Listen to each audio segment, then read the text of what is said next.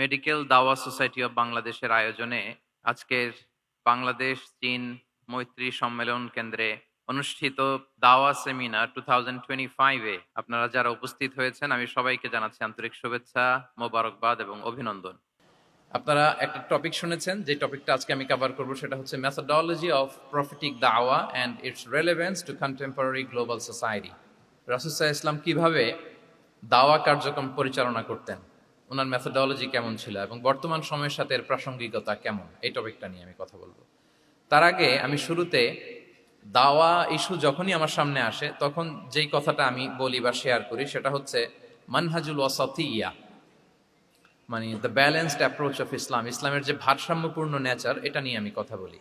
এবং আমার আলোচনার শুরুতে আমি সূরাতুল বাকারার 143 নম্বর আয়াত তেলাওয়াত করেছি, যেখানে আল্লাহ তাআলা বলছেন ওয়াকাযালিকা জাআলনাকুম উম্মাতাও ওয়াসাতা লিতাকুনু শুহাদা আলান নাস, অনুরূপভাবে আমি তোমাদেরকে মধ্যমপন্থী জাতি বানিয়েছি বা মধ্যমপন্থী জাতি হিসেবে আবির্ভূত করেছি। উম্মাতান ওয়াসাতা মানে উম্মাতান আদলান ওয়া খিয়ারা, শ্রেষ্ঠ জাতি, ন্যায়পরায়ণ জাতি, এবং যারা শ্রেষ্ঠ যারা ন্যায়পরায়ণ তারাই মূলত মধ্যমপন্থী জাতি। তো আল্লাহ তাআলা আমাদেরকে মধ্যমপন্থী জাতি বলেছেন। এই যে মধ্যম পন্থা আল ওয়াসাতিয়া, এটা ইসলামের অনেকগুলো অনন্য বৈশিষ্ট্যের মধ্যে থেকে একটি বৈশিষ্ট্য। বাট মাঝে মাঝে আমরা এই পন্থাটার কথা ভুলে যাই। ভুলে কি করি, অনেক সময় অনেক প্রান্তিক লেভেল থেকে কাজ করে ফেলি, চিন্তা করে ফেলি, অনেক সময় খুব বাড়াবাড়ি করে ফেলি, অনেক সময় ছাড়াছাড়ি করে ফেলি। বরং আমাদের থাকতে হবে মাঝামাঝি। তাহলে the first and foremost reminder today in this conference hall, যে আমরা বাড়াবাড়িও করব না, ছাড়াছাড়িও করব না, আমরা মাঝামাঝি থাকবো। কোথায় থাকবো? জি, মাঝামাঝি, আল ওয়াসাতিয়া, যেটা শ্রেষ্ঠ এবং যেই মেথোডোলজির কথা কোরআন আমাদেরকে জানিয়েছে। আমি যদি এটাকে ইংরেজি করি ওয়াসাতিয়া, তাহলে ইংরেজি দাঁড়াবে এরকম যে the balanced nature of Islam, ইসলামের যেই ভারসাম্যপূর্ণ যে নেচার, এটার নাম হচ্ছে মূলত আল ওয়াসাতিয়া। আপনি যদি খেয়াল করে দেখেন যে কিভাবে আমরা অন্যান্য জাতিগোষ্ঠীর তুলনায় মধ্যমপন্থী জাতি, তাহলে দেখবেন যে আমরা যদি সাইয়েদনা ঈসা আলাইহিস সালামের ব্যাপারে কথা বলি, জেসাস ক্রাইস্টের ব্যাপারে, তাহলে দেখেন ওনার ব্যাপারে ইহুদি নাসারারা কেউ বাড়াবাড়ি করেছে, কেউ ছাড়াছাড়ি করেছে, আমরা একেবারে মিডল ওয়েতে আছি। যেমন ঈসা আলাইহিস সালামের ব্যাপারে খ্রিস্টানরা কি বলে জানেন? তারা বলে ঈসা আলাইহিস সালাম হচ্ছে আল্লাহর সন্তান। নাউযুবিল্লাহি মিন যালিক। Jesus Christ is the son of God, গডের সন্তান। তাহলে দেখেন কতটা বাড়াবাড়ি করলো, ঈসা আলাইহিস সালামকে উঠাতে উঠাতে খোদার আসনে নিয়ে বসালো। বাড়াবাড়ি হয়ে গেল না এটা? তাহলে একদল খুব বাড়াবাড়ি করলো। এবার যদি ইহুদিদের কথা চিন্তা করি, ইহুদিরা কি বলে? ইহুদিরা একেবারে উল্টো। তারা বলে ঈসা আলাইহিস সালাম হচ্ছে ইবনু জিনা, মানে জারদ সন্তান। নাউযুবিল্লাহ। দেখেন তাদের প্রত্যেকের আকীদা শোনা মাত্রই আপনাদেরকে বলা লাগতেছে না যে নাউযুবিল্লাহ বলেন, আপনারা স্বতঃস্ফূর্ত ভাবেই বলতেছেন নাউযুবিল্লাহ। তার মানে একদল বাড়াবাড়ি করলো, একদল ছাড়াছাড়ি। একদল বলল তিনি আল্লাহর সন্তান বলে একেবারে আল্লাহর উপরে উঠাই ফেলছে, আরেক দল নামাতে নামাতে একেবারে পদদলিত করলো, বলল তিনি হচ্ছেন বাস্টার্ড, মানে ইবনু জিনা, জারদ সন্তান। নাউযুবিল্লাহি মিন যালিক। একদল নিয়ে গেল একেবারে উপরে, আরেক দল একেবারে নিচে। কিন্তু আমরা কি বলি দেখেন, আমরা বলি ঈসা আলাইহিস সালাম উনি হচ্ছেন আব্দুল্লাহি ওয়া রাসূলুহু, তিনি হচ্ছেন আল্লাহ তাআলার দাস বা বান্দা এবং আল্লাহর সম্মানিত রাসূল। দেখুন কতটা ব্যালেন্স এই আকীদা। আমরা আব্দুল্লাহ বলার মধ্য দিয়ে বেসিক্যালি নাসারাদেরকে রিফিউট করি, তাদের প্রতিবাদ করি আমরা যে তোমরা যে বলেছো আল্লাহ সন্তান না, ওইদিকে উঠানো যাবে না, নিচে নামায় নিয়ে আসো, উনি আব্দুল্লাহ, আল্লাহর দাস। আর রসুলহু, সম্মানিত রসুল বলে আমরা বেসিক্যালি ইহুদিদেরকে রিফিউট করি, তাদের প্রতিবাদ করি। আমরা বলি যে না, তোমরা যে বলেছো উনি জারদ সন্তান না, ওনার সম্মানকে পদদলিত করা যাবে না, উপরে উঠাইতে হবে, উঠায় রসুল ও সম্মানিত রসুল। তাহলে নাসারাদের আকীদা থেকে আমরা নিচে নেমে আসলাম, ইহুদিদের আকীদা থেকে আমরা উপরের দিকে গেলাম। ফলে এটা কি হলো? ব্যালেন্স হলো, ভারসাম্যপূর্ণ হলো, মধ্যম পন্থা হলো। তো আশা করি মধ্যম পন্থার উদাহরণটা বুঝতে পেরেছেন। আরেকটা ছোট্ট উদাহরণ দেই। আমাদের বোনদের যখন পিরিয়ড চলে তখন নাসারারা কি করে দেখেন, খ্রিস্টানরা তারা সবকিছু করে, কোনো বাজ বিচার রাখে না, তখন এমনকি ফিজিক্যাল ইন্টিমেসিতেও যায়। যখন আমাদের বোনদের পিরিয়ড চলে তখন তারা ফিজিক্যাল ইন্টিমেসিতেও যায়, কোনো বাজ বিচার নাই। এটা হচ্ছে নাসারাদের অবস্থান। আর ইহুদিদের কি অবস্থান?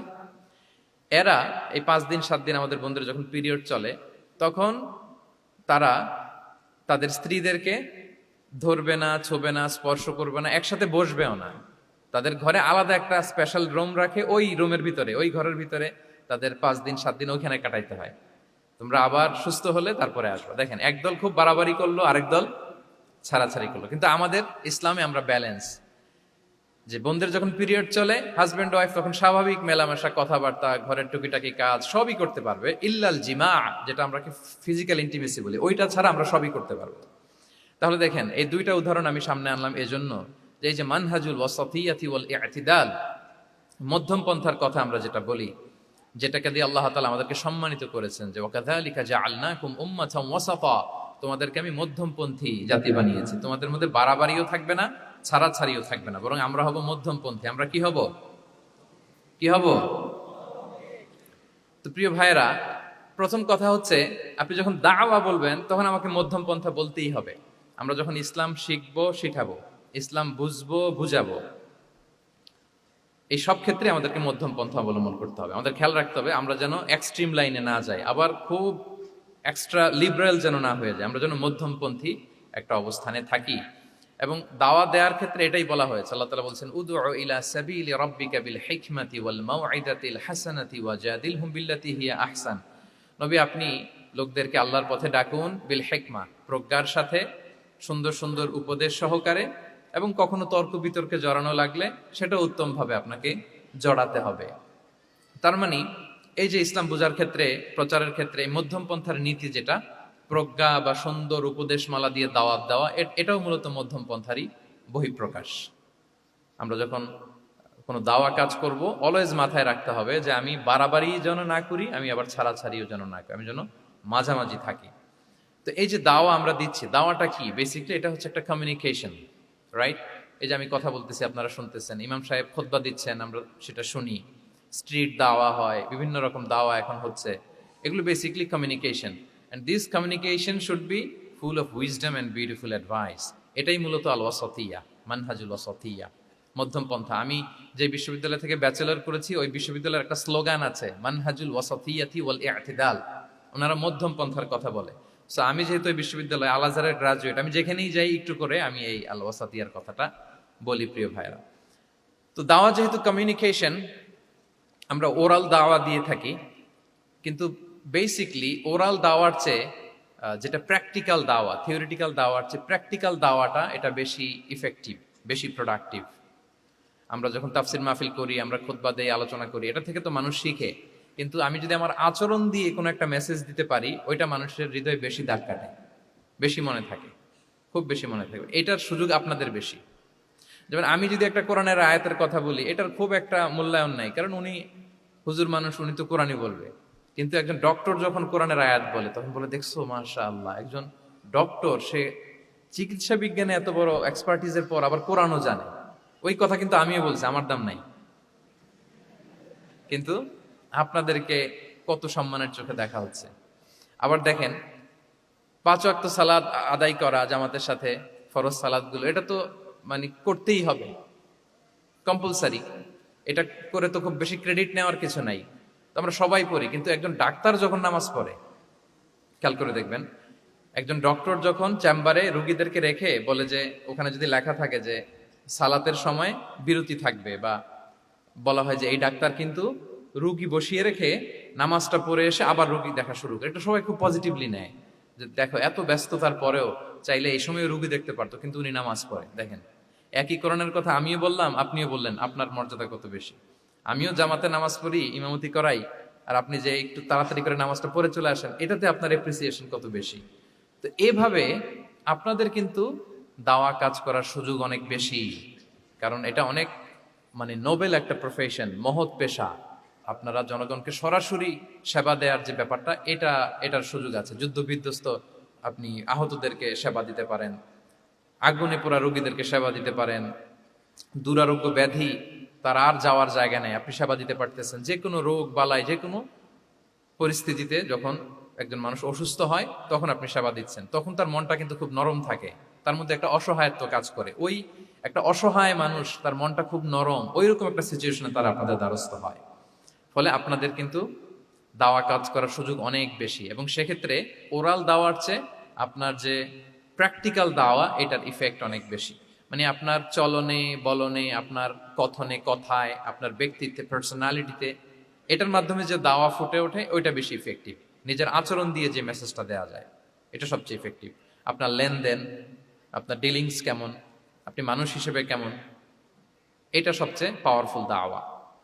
উমরে ফারুক রাদিয়াল্লাহু তাআলা আনহু উনি ওনার ছাত্রদেরকে প্রায় বলতেন, উমরে ফারুক রাদিয়াল্লাহু তাআলা উনি বলতেন যে কুনু দুআতান ইলাল্লাহি ওয়া আনতুম সামিতুন, যে তোমরা আল্লাহর রাস্তায় দাওয়াতি কাজে বের হয়ে যাও এমন অবস্থায় যে তোমরা চুপচাপ। তো ছাত্ররা বলতো দাওয়াতি কাজও করতে বলতেছেন আবার চুপচাপও থাকতে বলতেছেন, এটা আবার কিভাবে দাওয়াত দিব? তো উমর ফারুক রাদিয়াল্লাহু তাআলা আনহু বলতেন বি আখলাকিকুম, তোমাদের আখলাক দিয়ে দাওয়াত দাও। আখলাক দিয়ে দাওয়াত দেওয়া যায় না? বলেন তো, আখলাক দিয়ে দাওয়াত দেওয়া যায় কি যায় না? যায়। এই আখলাক দিয়ে যে দাওয়াত, এটা অনেক পাওয়ারফুল। 10টা তাফসির মাহফিল করে আমি এটা করতে পারবো না। আপনি আপনার আখলাক দিয়ে, আপনার ব্যক্তিত্ব দিয়ে, আপনার লেনদেন, হ্যাঁ, এগুলো দিয়ে আপনি যে দাওয়াটা দিতে পারবেন, অন্য অনেক কিছু দিয়ে সেটা হবে না। এজন্য ওমরে ফারুক বলতেন কুনু দুআতান ইলাল্লাহি ওয়া আনতুম সামিতুন, আল্লাহ রাস্তায় দায়ী হয়ে বের হও কিন্তু চুপচাপ। কিভাবে? বলে বি আখলাকিকুম, তোমাদের আখলাক দিয়ে। এটা বেশি পাওয়ারফুল। এবং রাসূল সাল্লাল্লাহু আলাইহি ওয়াসাল্লামের ব্যাপারে যখন জিজ্ঞেস করা হতো আম্মাজান আয়েশা রাদিয়াল্লাহু তাআলা আনহাকে যে রাসূল সাল্লাল্লাহু আলাইহি ওয়াসাল্লামের আচরণ কেমন ছিল, তখন আম্মাজান আয়েশা বলতেন যে কানা খুলুকুহু আল কোরআন, কোরআনই ছিল রাসূল সাল্লাল্লাহু আলাইহি ওয়াসাল্লামের চরিত্র। পুরো কোরআনে 30 পারায় থিওরিটিক্যালি যা বলা আছে রাসূল সাল্লাল্লাহু আলাইহি ওয়াসাল্লামের জীবনীতে প্র্যাকটিক্যালি সেটা দেখানো আছে। তো আম্মাজান আয়েশা বলতেন কানা খুলুকুহু আল কোরআন, রাসূল সাল্লাল্লাহু আলাইহি ওয়াসাল্লামের চরিত্র ছিল কোরআন। ইনদামা রাসূলুল্লাহ সাল্লাল্লাহু আলাইহি ওয়াসাল্লাম ইয়ামশি আলাল আরদ কাআন্নাল কোরআনা ইয়ামশি আলাইহি, রাসূল সাল্লাল্লাহু আলাইহি ওয়াসাল্লাম যখন মদিনার রাস্তা দিয়ে হেঁটে যেতেন, as if a living Quran is walking on the street, মনে হতো একটা জীবন্ত কোরআন রাস্তা দিয়ে হেঁটে হেঁটে যাচ্ছে। তো তাহলে we should try to be a living দাঈ, জীবন্ত দাঈ, প্র্যাকটিক্যাল দাঈ। এটা যদি আমরা হইতে পারি তাহলে অনেক বেশি ইম্প্যাক্ট করা যাবে সোসাইটিতে, অনেক ইনফ্লুয়েন্স করা যাবে। যেটা বললাম যে আমাদের সততা, আচরণ, ব্যক্তিত্ব, পার্সোনালিটি, এগুলো দিয়ে আমরা যে দাওয়াটা দিতে পারি, ওরাল দাওয়া, বক্তব্য দিয়ে এটা অনেক সময় সম্ভব হয় না। এবং ডাক্তারদের জন্য এটা অনেক বড় একটা সুযোগ। তাহলে ইন্ট্রোডাক্টরি ডিসকাশনে আমি দুটা বিষয়ে কথা বললাম। এক হচ্ছে আমাদেরকে মধ্যমপন্থী হইতে হবে, মানহাজুল ওয়াসাতি ওয়াল ইআতিদাল, 1 নম্বর। 2 নম্বর হচ্ছে লিভিং দাঈ হওয়ার চেষ্টা করতে হবে, এটা বেশি প্রোডাক্টিভ এন্ড ইফেক্টিভ। বুঝতে পেরেছেন সবাই? মাশাআল্লাহ। এবার চলুন যে রাসূল সাল্লাল্লাহু আলাইহি ওয়াসাল্লামের যে প্রফেটিক দাওয়া মেথোডোলজি, কিভাবে উনি দাওয়া কাজের আঞ্জাম দিতেন, সেখান থেকে আমাদের নেয়ার আধুনিক সময়ের এর প্রাসঙ্গিকতা কি আছে, আমি 10টা পয়েন্টে আজকের এই সেমিনারে কিছু কথা উপস্থাপনের চেষ্টা করব। ওমা তাওফীকি ইল্লা বিল্লাহ। 1 নাম্বার কথা হচ্ছে, আমরা যে দাওয়া দিব, এই দাওয়া language should be very soft and mild and very touchy. দাওয়া ল্যাঙ্গুয়েজ হইতে হবে ভেরি সফট। সব সময় ইফ ইউ টক অ্যাবাউট দাওয়া, this language should be very soft and mild and touchy. দাওয়ার কথা বললে হয়তো আপনি পলিটিক্স করেন, ওইটা আলাদা কথা। আপনি জেহাদের ময়দানে, ওইটা আলাদা কথা। আমি জেহাদ পলিটিক্স নিয়ে কথা বলতেছি না, আই এম টকিং অ্যাবাউট দাওয়া। যদি আপনি দাওয়া সেমিনারের কথা বলেন, যদি মেডিকেল দাওয়া সোসাইটি নাম দেন, দাওয়া বললে আমাকে বলতে হবে দাওয়ার language should be very soft and mild. আমরা এটা অনেক সময় ভুল করে ফেলি, এটা করা যাবে না। কারণ আপনি হৃদয় থেকে যদি কোনো কথা বলেন, এটা শ্রোতার হৃদয়ে যে টাচ করে। আল্লাহর হাবিব সাল্লাল্লাহু আলাইহি ওয়াসাল্লামের কথাগুলো নিয়ে এত আলোচনা, বিশ্লেষণ, কথাগুলো এত অ্যাপিলিং কেন, এত আবেদনময় কেন? এর কারণ হচ্ছে রাসূল সাল্লাল্লাহু আলাইহি ওয়াসাল্লাম যা বলেছেন তিনি হৃদয় থেকে বলেছেন, এবং হৃদয় থেকে কথা বেরোলে এটা শ্রোতার হৃদয়ে যে টাচ করে। একটা ছোট্ট আয়াত আমি তেলাওয়াত করি, সূরা তাহার। আল্লাহ তাআলা বলছেন ফাকুলা লাহু কাওলান লাইয়িনা লাআল্লাহু ইয়াতাযাক্কারু আও ইয়াখশা। আল্লাহ তাআলা মূসা আলাইহিস সালাম এবং হারুন আলাইহিস সালাম, ওনাদের দুইজনকে বলছেন যে তোমরা দুই ভাই মিলে যাও ফেরাউনের কাছে, যে দাওয়াত দাও এবং কোমল ভাষায় দাওয়াত দাও। কি ভাষায়? কোমল ভাষায় দাওয়াত দাও। কাওলান লাইয়িনা, use very soft and mild language, very touchy language. Soft এবং কোমল ভাষায় দাওয়াত দাও কাকে? পৃথিবীর সবচেয়ে বড় সন্ত্রাস, তাই না? হ্যাঁ, দুর্ধর্ষ সন্ত্রাস, খোদাদ্রোহী, তারপর সীমালঙ্ঘনকারী। আপনি যত নেগেটিভ যা বলবেন সব যাবে ওর সাথে। ফিরআউন, লাআল্লাহু ইয়াতাযাক্কারু আও ইয়াখশা, হয়তো সে উপদেশ গ্রহণ করবে অথবা তার হৃদয়ে ভয়ের উদ্রেক হতে পারে। হয়তো তোমরা soft and mild language use করবা। মুসা এবং হারুন কোমল ভাষায় যে তোমরা দাওয়াত দিবা। আচ্ছা, কার ব্যাপারে আল্লাহ বললেন, কাকে দাওয়াত দিতে বললেন? সবাই বলেন তো নামটা। ফিরআউন। আচ্ছা, ফেরাউনের ক্ষেত্রে আল্লাহ তাআলা বললেন যে soft and mild language use করো, নরম ভাষা। আমাকে উত্তর দেন, আমাদের কারেন্ট সময় আমরা যাদেরকে জালিম বলি, যাদেরকে খারাপ বলি, ফাসিক বলি, পাপাচারী, ধরেন যে আমার মতে বা আপনাদের মতে যে সবচেয়ে খারাপ, পাপাচারী, জালিম, ওই জালিমটা কি ফেরাউনের চেয়ে বড় জালিম? আমাদের চোখে যে জাহান্নামী, যে নিকৃষ্ট খারাপ পাপী যাকে আমি মনে করি, যদিও এরকম মনে করার সুযোগ আমাদের নাই, কে জান্নাতি কে জাহান্নামী এটা ডিসাইড করবে কে? আল্লাহ তাআলা। কিন্তু আমাদের চোখে যে পাপী, যে ভুল করেছে, যে জালিম, ওই জালিমগুলো, খারাপ লোকগুলো কি ফেরাউনের চেয়ে বেশি খারাপ ছিল? ছিল? ওই ফেরাউনের ক্ষেত্রে আল্লাহ বলেছেন ফাকুল আলাহু কাউলান লাইকিনা, সফট ল্যাঙ্গুয়েজ ইউজ করো মুসা এবং হারুন, কোমল ভাষা ব্যবহার করো, হয়তো তার ভুল ভেঙে যাবে, হয়তো সে উপদেশ গ্রহণ করবে। তো তাহলে দেখেন কত বড় ভুল আমরা করি। আমরা মাঝে মাঝে এমন অ্যাটাকিং মুডে কথা বলি, এমন আগ্রাসী হয়ে কথা বলি, ওর মানার এক সুযোগ থাকলেও ও মানবে না। কি বলেন? যাও মানার একটু ইচ্ছা ছিল, আমার এই অ্যাটিটিউডের কারণে সে আর এটা শুনবে না। এটাই মানুষের স্বভাব। আপনি আগ্রাসী হয়ে অ্যাটাকিং হয়ে কথা বলে মানুষ এটা শোনে না। তাহলে দাওয়ার প্রফিটিক এক নাম্বার মেথোডোলজি হচ্ছে দাওয়ার ল্যাঙ্গুয়েজ হইতে হবে very soft and very mild. Allah তাআলা সূরাতু আলে ইমরানে বলছেন ফাবিমা রাহমাতিম মিনাল্লাহি লিনতা লাহুম ওয়ালাউ কুনতা ফাদদান গালিযাল কলবি লানফাদ্দু মিন হাওলিক। নবী হে, আল্লাহর অনুগ্রহে, আল্লাহর রহমতে আপনি কোমল ভাষী হয়েছেন। আপনি কোমল ভাষী না হয়ে যদি রূঢ় ভাষী হতেন, তাহলে মানুষজন আপনার কাছ থেকে ভেগে ভেগে পালাতো। কিন্তু আমরা দেখতাম যে সাহাবারা রাসূল সাল্লাল্লাহু আলাইহি ওয়াসাল্লামের কাছে শুধু জড়ো হইতে চেত, দেখা করতে চেত, রাসূলকে ঘিরে রাখতো, এত পছন্দ করতো রাসূল সাল্লাল্লাহু আলাইহি ওয়াসাল্লামের কোমল আচরণের কারণে। ইভেন ফ্যামিলিতে কোনো সমস্যা হলে, অনেক সাহাবারা বলতেন ফ্যামিলির সাথে সমস্যা হলেও তারা রাসূলের কাছে চলে আসতো। এমনকি কারো পেটে ক্ষুধা লাগলেও তারা রাসূলের দরবারে চলে আসতো। তারা বলতো রাসূল সাল্লাল্লাহু আলাইহি ওয়াসাল্লামের চেহারার দিকে তাকালেই আমাদের ক্ষুধা মিটে যেত। কি কোমল ভাষী ছিলেন, কত সুন্দর সফট ল্যাঙ্গুয়েজ রাসূল সাল্লাল্লাহু আলাইহি ওয়াসাল্লাম ইউজ করেছেন। হ্যাঁ, রাসূল সাল্লাল্লাহু আলাইহি ওয়াসাল্লাম কখনো যে কঠোর ভাষায় কথা বলতেন না তা না, মাঝে মাঝে বলতেন, কিন্তু বেশিরভাগ ওনার দাওয়া ছিল সফট অ্যান্ড মাইল্ড। মাঝে মাঝে প্রেক্ষাপটের আলোকে রাসূল সাল্লাল্লাহু আলাইহি ওয়াসাল্লাম অনেক সময় তেজস্বী জ্বালাময়ী ভাষণ দিতেন, মনে হতো ব্যাটালিয়নকে কমান্ড করছেন। এটা মাঝে মাঝে চেহারা লাল হয়ে যেত, গড়গড় করতেন যুদ্ধের আগে। কিন্তু রেগুলার বেসিসে রাসূল সাল্লাল্লাহু আলাইহি ওয়াসাল্লাম খুব কোমল ভাষায় কথা বলতেন। তাহলে এক নম্বরে যেটা জানলাম, যদি আপনি দাওয়া মেন্টালিটি, দাওয়া মোডে থাকতে চান, আপনার ভাষা হতে হবে শক্ত না নরম? সফট হইতে হবে, কোমল। কারোর প্রতি আগ্রাসী হয়ে যেন আমরা কথা না বলি, অ্যাটাকিং মুডে যেন না বলি, বললেও শুনবে না। এটাই মানুষের নেচার, সফট ল্যাঙ্গুয়েজে বলতে হয়। ফেরাউনকে যদি বলা হয় ওর সাথে ভালোভাবে বলো, তো আমাদের আশেপাশে যারা আছে এরা তো আরো এদেরকে সম্মান দিয়ে নরম করে বলা উচিত। কি বলেন? জি, এক নম্বর গেল। দুই নম্বর হচ্ছে দাওয়াকে ফলপ্রসূ করতে হলে রাসূল সাল্লাল্লাহু আলাইহি ওয়াসাল্লাম যেটা করতেন, শ্রোতাদের অনেক সময় মনোযোগ আকর্ষণের জন্য উনি অনেক ধরনের টুলস, অনেক ধরনের জিনিস তিনি ব্যবহার করতেন। যেমন একটা পদ্ধতি রাসূল সাল্লাল্লাহু আলাইহি ওয়াসাল্লামের ছিল, রাসূল সাল্লাল্লাহু আলাইহি ওয়াসাল্লাম মানুষের আকর্ষণ বৃদ্ধির জন্য মাঝে মাঝে প্রশ্ন ছুড়ে দিতেন অডিয়েন্সকে, drawing attention of the listener by throwing questions. Question throw করার মাধ্যমে অ্যাটেনশন গ্রো করতেন। হাদিসে এরকম অনেক উদাহরণ পাওয়া যায়। একটা ছোট্ট হাদিস শেয়ার করি, সহিহ মুসলিমে এসেছে। রাসূল সাল্লাল্লাহু আলাইহি ওয়াসাল্লাম একবার সাহাবাদেরকে বললেন, ইন্না মিনাশ শাজারি শাজারাতান লা ইয়াসকুতু ওয়ারাকুহা মাসালুহা মাসালুল মুসলিম। রাসূল সাল্লাল্লাহু আলাইহি ওয়াসাল্লাম জিজ্ঞেস করলেন, তোমরা কি কেউ বলতে পারবা বৃক্ষরাজির মধ্যে একটা বৃক্ষ আছে, গাছের মধ্যে একটা গাছ আছে যেই গাছের কখনো পাতা ঝরে না, ওই গাছের পাতা কখনো ঝরে না। এর দৃষ্টান্ত হচ্ছে মুসলিমের দৃষ্টান্তের মতো। বলতো ফাহাদ্দিসুনি মা হিয়া, বলতো ওই গাছটা কি? কে বলতে পারো? আপনারা তো সব একেবারে পেরে গেছেন। তো সাহাবারা ওই দিন কেউ বলতে পারেন নাই। কারণ কি জানেন? একে তো আমরা জানি হাদিস স্টাডি করার কারণে। হাদিস স্টাডি না করলে তো আমরা বলতে পারতাম না, আমাদের দেশে তো খেজুর গাছ অত হয় না। তো ওনারা কেউ বলতে পারে না। এর কারণ হচ্ছে তারা ভাবছিল প্রশ্ন যেহেতু করছে, এটা যেন তেন প্রশ্ন, এটা কঠিন কোনো গাছের একটা নাম বলতে হবে। তো বাড়ির পাশে যে খেজুর গাছ, মদিনার অলিতে গলিতে যে খেজুর গাছ ভর্তি, এই দিকে আর ওনাদের অ্যাটেনশন যায় না। ওনারা চলে গেছে মরুভূমিতে, ইয়ামানে, তারপর একেবারে ডেজার্টের মাঝখানে কি কি ক্যাকটাস, গুলমলতা, কি কি গাছ আছে ওগুলো আওড়াচ্ছে মনে মনে। ভাবতেছে যে খেজুর গাছের কথা তো রাসূল সাল্লাল্লাহু আলাইহি ওয়াসাল্লাম আমাদের জিজ্ঞেস করার কথা না, এ তো আমাদের গাছ, বাড়ির পাশের গাছ। তো কেউই আর বলতে পারে নাই। এরপর রাসূল সাল্লাল্লাহু আলাইহি ওয়াসাল্লাম যখন দেখলেন সবাই অপারগ, রাসূল সাল্লাল্লাহু আলাইহি ওয়াসাল্লাম বললেন, ইন্নাহা আন-নাখলা, এটা হচ্ছে খেজুর গাছ, ডেট প্লান্ট। তো আব্দুল্লাহ ইবনে উমর রাদিয়াল্লাহু তাআলা আনহু বাড়িতে যাওয়ার পরে ওমরে ফারুককে তার বাবাকে বললেন যে, বাবা, আজকে যে রাসূল সাল্লাল্লাহু আলাইহি ওয়াসাল্লাম প্রশ্ন ছুড়ে দিলেন, আপনারা যে কেউ পারলেন না, উত্তরটা কিন্তু আমি পারতাম। তোমার ফারুক বললেন, বলো কি তুমি পারতা? তো বললা না কেন? তুমি আজকে উত্তর দিতে পারলে তো রাসূলের সামনে আমার বুকটা এত বড় হয়ে যেত।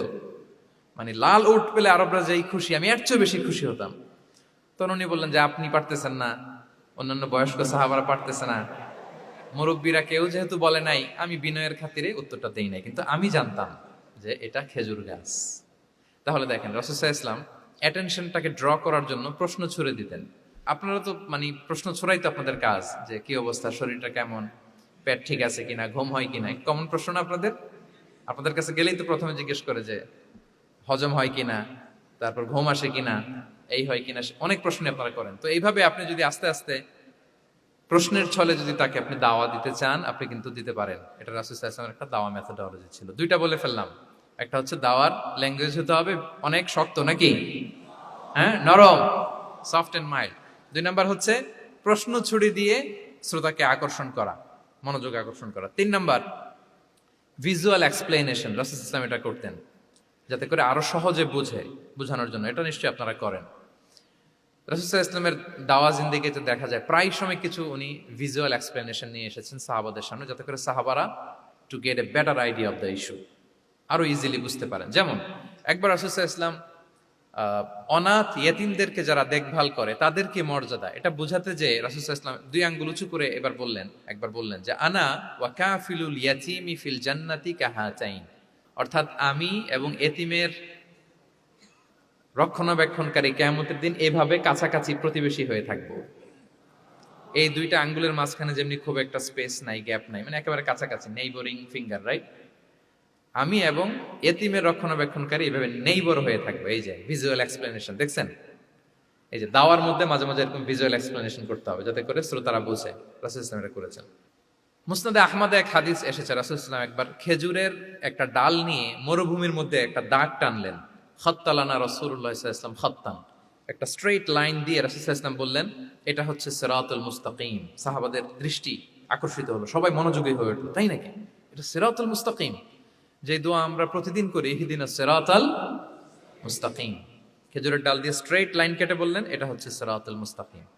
এবার ওই খেজুরের ডাল দিয়ে ডানে বায়ে অনেকগুলো ছোট ছোট দাগ কাটলেন আর বললেন হ্যাঁ দিহি সুবুলুশ শাইতান, এগুলো হচ্ছে শয়তানের রাস্তা, এটা হচ্ছে মুস্তাকিম সোজা রাস্তা যেটা জান্নাতে যায়। আর ডানে বায়ে অনেকগুলো দাগ কাটলেন, ডেকে বললেন এই প্রতিটি রাস্তায় একটা করে শয়তান বসে থাকে আর সে তোমাদেরকে টেম্পটেশন দিতে থাকে, প্রভোকেশন করতে থাকে, ধোকা দিতে থাকে, ওয়াসওয়াসা দিতে থাকে। ডানে বায়ে না তাকিয়ে এই সিরাতুল মুস্তাকিমের পথেই অবিচল থাকতে হবে। তাহলে দেখেন মরুভূমির মাঝখানে, তখন তো আর ওই যে এলইডি প্রজেক্টর থাকলে হয়তো রাসূল সাল্লাল্লাহু আলাইহি ওয়াসাল্লাম ওইটাই ব্যবহার করতেন, আমরা এটা এখন করতে পারি বোঝানোর জন্য। রাসূল সাল্লাল্লাহু আলাইহি ওয়াসাল্লাম খেজুরের ডাল দিয়ে মরুভূমির মধ্যে দাগ কেটে সাহাবীদেরকে এই ভিজুয়াল এক্সপ্লেনেশন দিলেন এবং সাহাবারা খুব সহজে বুঝতে পারলেন যে কোনটা সিরাতুল মুস্তাকিম, কোনটা সিরাতুশ শাইতান। এভাবে রাসূল সাল্লাল্লাহু আলাইহি ওয়াসাল্লাম ভিজুয়াল এক্সপ্লেনেশন ইউজ করতেন। আমরা বিশ্বাসীরা যে ভাই ভাই, মুমিনরা যে ভাই ভাই, আমাদের সম্পর্ক যে কত সুদৃঢ় মজবুত, এটা বোঝাতে যে একবার রাসূল সাল্লাল্লাহু আলাইহি ওয়াসাল্লাম বললেন আল মুমিনু লিল মুমিনি কাল বুনিয়ান, বিশ্বাসীরা তাদের সম্পর্ক হচ্ছে কাল বুনিয়ান, একটা সুদৃঢ় প্রাচীরের মতো, সীসা ঢালা প্রাচীরের মতো। ইয়াশুদ্দু বা'দুহু বা'দা, যেটার এক পাশ আরেক পাশকে মজবুত করে। Strengthening one part the others, এক পার্ট আরেক পার্টকে মজবুত করে। যেমন বিল্ডিং এদিকে ভেঙে ফেললে এটা নড়বড়ে হয়ে যাবে। তিনি বুঝালেন যে সুদৃঢ় প্রাচীরের মতো হচ্ছে বিশ্বাসীদের সম্পর্ক। এটা বলে ওয়াসাব্বাকা বাইনা আসাবিহি, উনি ডান হাতের আঙ্গুলগুলো বা হাতের ভেতরে ভেবে ঢুকিয়ে দিলেন, বললেন যে এরকম মজবুত। সুবহানাল্লাহ। এই যে এই হাতের আঙ্গুলগুলো এই হাতে ঢুকিয়ে এরকম চাপ দিলে খুব শক্ত হয় না, মজবুত হয় না? রাসূল সাল্লাল্লাহু আলাইহি ওয়াসাল্লাম বললেন আমাদের বন্ধন হচ্ছে এরকম সুদৃঢ় মজবুত, সুদৃঢ় সীসা ঢালা প্রাচীরের মতো। আল্লাহু আকবার। তাহলে এই যে ভিজুয়াল এক্সপ্লেনেশন, রাসূল সাল্লাল্লাহু আলাইহি ওয়াসাল্লাম বুঝানোর জন্য এই যে এরকম দাগ কাটা, কখনো এইভাবে, হাদিসে এরকম অনেক পাওয়া যায়। আমি অল্প কয়েকটা, সময়ের টাইম কনস্ট্রেন্টের কারণে অল্প কয়েকটা নিয়ে আসলাম। তাহলে এটা রাসূল সাল্লাল্লাহু আলাইহি ওয়াসাল্লামের একটা দাওয়া মেথোডোলজি ছিল, বোঝানোর জন্য কত ইজিয়েস্ট ওয়েতে তিনি অডিয়েন্সের কাছে পৌঁছাতে পারেন, তিনি প্রয়োজনে ভিজুয়াল এক্সপ্লেনেশনের সহায়তা নিতেন। কয়টা গেল মেথোডোলজি? 3টা। 4 নাম্বার হচ্ছে গ্রাজুয়ালিটি, ধীরে ধীরে ধাপে ধাপে দাওয়া পরিচালনা করা, দাওয়া কাজ করা। এটাতে অনেক সময় আমরা ভুল করে ফেলি। আমরা অনেক সময় একটু রাশিং মেন্টালিটিতে থাকি, তাড়াহুড়ো। একজন ভাই নতুন দিনে ফিরছে, আগে হয়তো সংশয়বাদী ছিল, নাস্তিক ছিল, প্র্যাকটিস করতো না, এখন সে প্র্যাকটিসের ইচ্ছা করছে। এই সুযোগ পেয়ে আমি তারে বলা শুরু করলাম, নামাজ পড়তে হবে, রোজা রাখতে হবে, জাকাত দিতে হবে, তোমার ওয়াইফরে পর্দা করাইতে হবে, হালাল হারাম ও কয়েক ছাড়ছে, আমার সম্ভব না। ও বলবে ভাই আগে যাচ্ছিলাম ওইটাই ভালো ছিল, এতগুলো তো আমি মানতে পারবো না। তো এই যে আপনি তাকে দিন থেকে ভাগালেন, আপনার দাওয়া মেথোডোলজি জানা না থাকার কারণে আপনি তাকে ভাগালেন। একসাথে আপনি এত কথা বলবেন না। নতুন যখন কেউ দিনে ফিরে তাকে আপনি একসাথে এত কথা বলবেন না। নতুন যখন কোনো বোন ইসলামে আসতে চায় তাকে আপনি কঠিন করে বলবেন না। উপরে আমাদের বোনরা আছে, তাদেরকেও আমি বলবো সহজ করে বলেন। প্রথমে নামাজের কথা বলেন, নামাজ আস্তে আস্তে পড়ুক যতটুকু পারুক। প্রথমে হয়তো 5 ওয়াক্ত পারবে না, 1 ওয়াক্ত 2 ওয়াক্ত দিয়ে শুরু করবে, এরপর আস্তে আস্তে 5 ওয়াক্ত যাবে। এরপর তাকে একটু শালীন পোশাকের কথা বলেন, যে তুমি একটু শালীন পোশাক পরো, সেফটি সিকিউরিটির জন্য ভালো। সেটাতে অভ্যস্ত হলে তাকে হেজাবের দাওয়াত দিবেন আপনি, হেজাবে অভ্যস্ত হলে নেকাবে দাওয়াত দিবেন আপনি। এইভাবে গ্রাজুয়ালিটি, ধাপে ধাপে, একসাথেই কঠিন করে দিনকে উপস্থাপন করা যাবে না। দাওয়া is a gradual process, gradually যাইতে হবে। Beginning with the most important issue first, তারপর যেটা ইম্পর্টেন্ট, তারপর যেটা ইম্পর্টেন্ট, ধাপে ধাপে আপনি তাকে বলবেন। আপনারা নিশ্চয়ই সবাই মদ হারাম হওয়ার যে স্টেপগুলো আছে জানেন না? কয়বারে হারাম হয়েছে? 3 বারে। ওয়াসআলুনাকা আনিল খামরি ওয়াল মাইসির কুল ফীহিমা ইসমুন কাবীরু ওয়া মানাফিউ লিন-নাস ওয়া ইসমুহুমা আকবারু মিন নাফিহিমা। প্রথমে বললেন মদে কিছু উপকার আছে কিন্তু এটার গুনাহ বেশি, ক্ষতি বেশি, কিন্তু সামান্য উপকার আছে।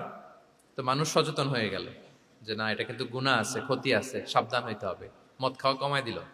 আচ্ছা, এরপর বলা হলো ওয়ালা তাকরাবুস সালাতা ওয়া আনতুম সুকারা, মাতাল হয়ে মদ খাওয়া অবস্থায় নামাজে যেও না।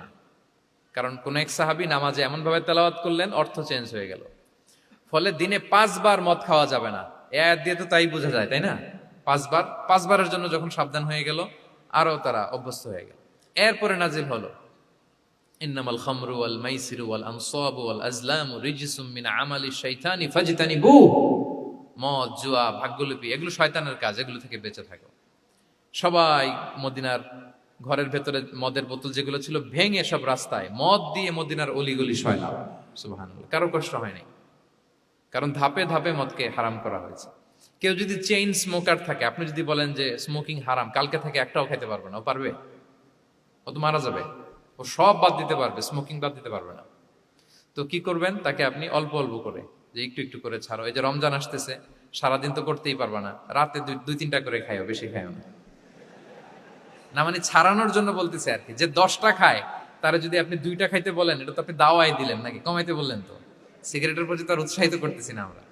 চেইন স্মোকার ও 10টা ছাড়া হয় না প্রতিদিন। তো এই রমজানে আপনি তারা বললেন যে সারাদিন তো তুমি না খেয়ে থাকবা, রাতে 1টা 2টা বা 3টা গেল। প্রথম দশকে 3টা, এরপরের দশকে 2টা, তারপরের দশকে 1টা। যে 1টা খায় তারপরের দিন তো সে চাইলে ছেড়েও দিতে পারে, কি বলেন? এইভাবে গ্রাজুয়ালি তাকে ছাড়ানোর জন্য অভ্যস্ত করতে হবে। তাহলে এই গ্রাজুয়ালিটিটা দরকার। আমি হাদিস থেকে, সিরাত থেকে একটা উদাহরণ দেই, শুনুন। রাসূল সাল্লাল্লাহু আলাইহি ওয়াসাল্লাম মুআয ইবনে জাবাল রাদিয়াল্লাহু তাআলা আনহুকে ইয়ামানের গভর্নর করে পাঠালেন। তো তখন তাকে বললেন যে মুআয, ইন্নাকা তাআতি কওমান মিন আহলিল কিতাব, তোমাকে এমন একটা এলাকার গভর্নর করে পাঠাচ্ছি, তারা কিন্তু আহলি কিতাব, মানে people of the books, Jews and Christian community, তারা ইহুদি খ্রিস্টান। সো তাদেরকে যখন দাওয়াত দিবা, ধাপে ধাপে দিবা। কিভাবে দিবা? তিনি বললেন ফাদউহুম ইলা শাহাদাতি আন লা ইলাহা ইল্লাল্লাহ ওয়া আন্না মুহাম্মাদুর রাসূলুল্লাহ। প্রথমে দাওয়াত দিবা তাওহীদ আর রিসালাতের। আওয়াজ করে বলেন, প্রথমে কিসের?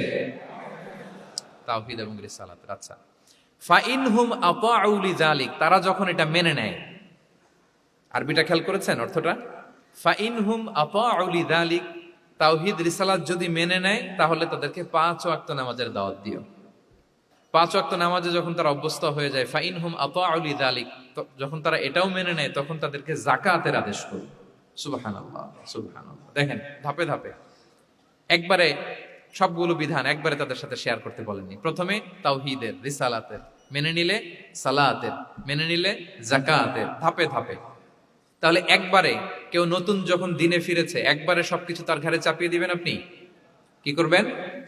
গ্রাজুয়ালি, ধাপে ধাপে আমরা এই দাওয়াটা তাদেরকে দেওয়ার চেষ্টা করব। এটা খুব ইফেক্টিভ হবে, ফলপ্রসূ হবে।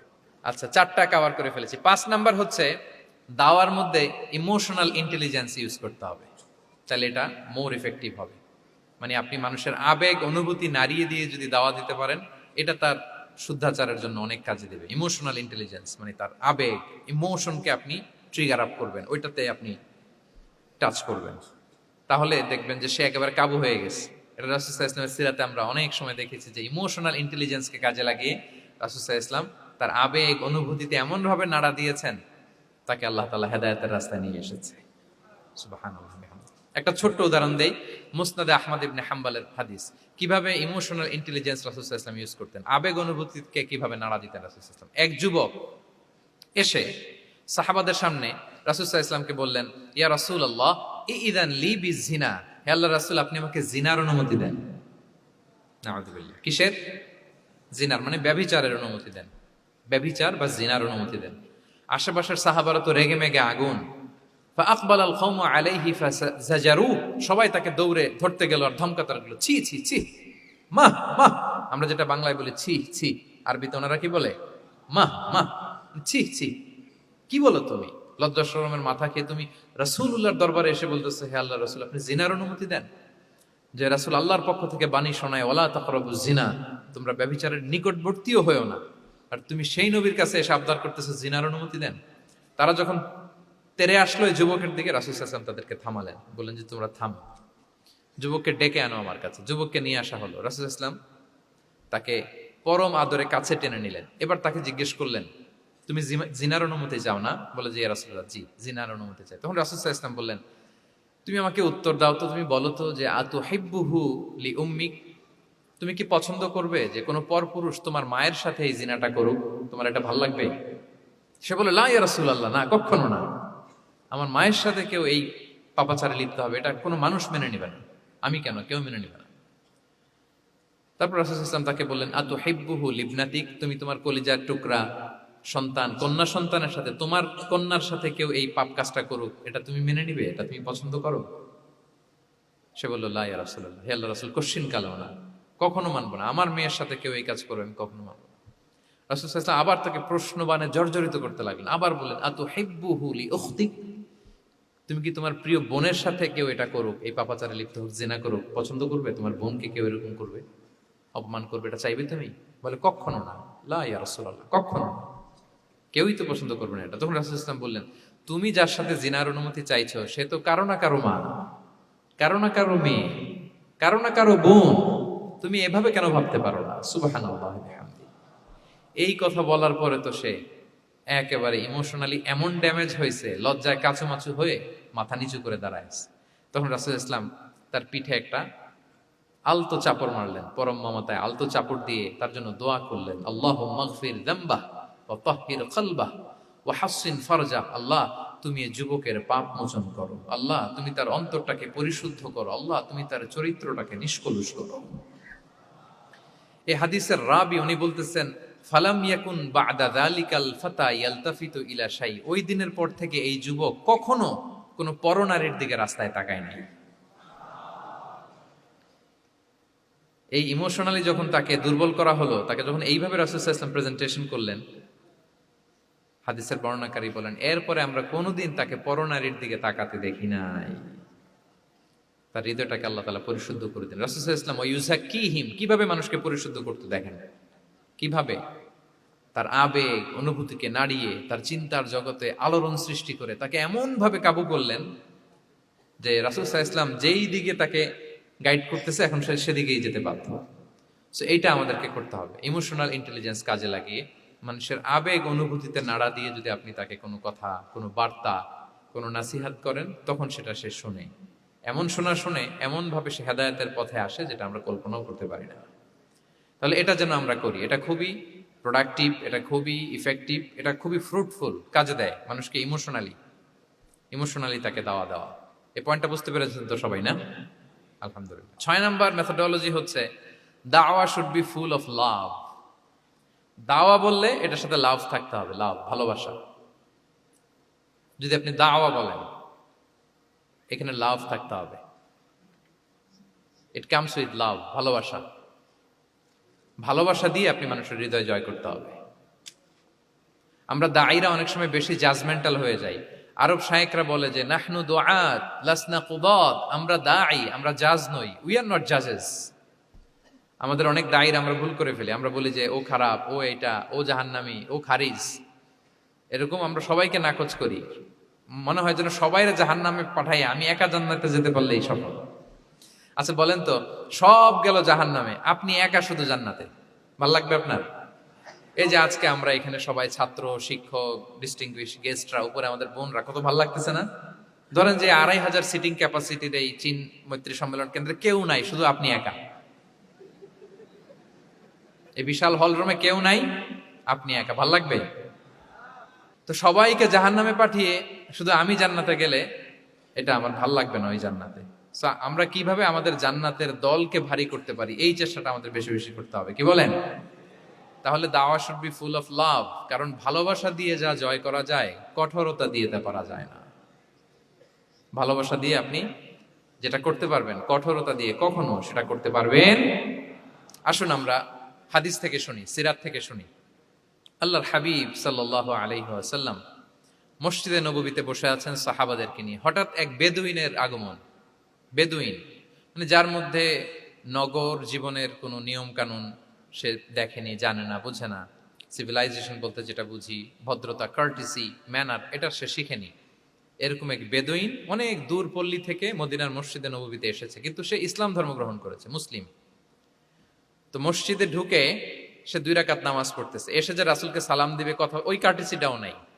রাসূল সাল্লাল্লাহু আলাইহি ওয়াসাল্লাম বসা ওইদিকে সাহাবাদের নিয়ে, সে তার মতো এসে এক জায়গায় মসজিদের সাথে তার উট বেঁধে সে 2 রাকাত নামাজ পড়ে দোয়া করতেছে আল্লাহর কাছে। কি দোয়া জানেন? দোয়ার মধ্যেও কাটিছি নাই। দোয়াতে বলে, ইয়া আল্লাহ, আল্লাহুম্মা আরহামনি ওয়ারহাম মুহাম্মাদা ওয়ালা তারহাম মা'ানা আহাদা।